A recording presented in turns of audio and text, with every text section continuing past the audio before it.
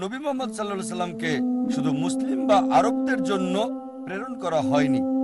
পবিত্র কোরআন বলছে সূরা আম্বিয়া অধ্যায় 21 আয়াত 107-এ, ওয়ামা আরসালনাকা ইল্লা রাহমাতাল লিল আলামিন। আমি আপনাকে প্রেরণ করেছি রহমত স্বরূপ সমগ্র সৃষ্টির জন্য, রহমত স্বরূপ সমগ্র মানবতার জন্য, রহমত স্বরূপ সারা পৃথিবীর জন্য।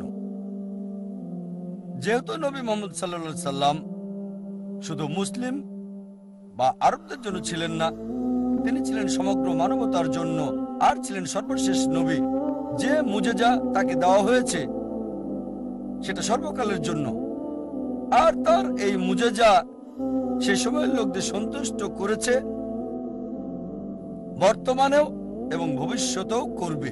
যেহেতু তিনি সর্বশেষ নবী, তার মুজেজাও সর্বকালের জন্য সবাইকে সন্তুষ্ট করবে আর যাচাই করা যাবে শেষ দিন পর্যন্ত। যদিও নবী মুহাম্মদ সাল্লাল্লাহু আলাইহি সাল্লাম তিনি তখন নিজে শত শত মুজেজা দেখিয়েছেন, তবে সেগুলোর প্রতি গুরুত্ব দেননি। আর সমগ্র মুসলিম জাতি আমরা গর্ব করি তার চূড়ান্ত মুজেজার, সেটা হচ্ছে পবিত্র কোরআন, যেটা সর্বশেষ এবং চূড়ান্ত বার্তা আল্লাহ সুবহানাহু ওয়া তাআলার সর্বশক্তিমান ঈশ্বরের সর্বশেষ এবং চূড়ান্ত নবী মুহাম্মদ সাল্লাল্লাহু আলাইহি সাল্লামের প্রতি।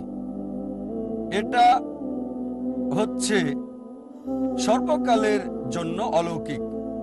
এটা সেই সময়ের লোকদের সন্তুষ্ট করেছে, এখনো সন্তুষ্ট করছে এবং শেষ দিন পর্যন্ত করবে।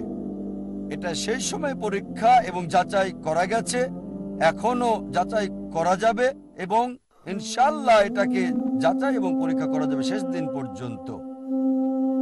এ কারণেই এটা হচ্ছে অলৌকিকের অলৌকিক। এটা সর্বকালের জন্য অলৌকিক। এটা সেই সময়ের লোকদের সন্তুষ্ট করেছে, এখনো সন্তুষ্ট করছে এবং শেষ দিন পর্যন্ত করবে। এটা সেই সময় পরীক্ষা এবং যাচাই করা গেছে, এখনো যাচাই করা যাবে এবং ইনশাআল্লাহ এটাকে যাচাই এবং পরীক্ষা করা যাবে শেষ দিন পর্যন্ত। এ কারণেই এটা হচ্ছে অলৌকিকের অলৌকিক।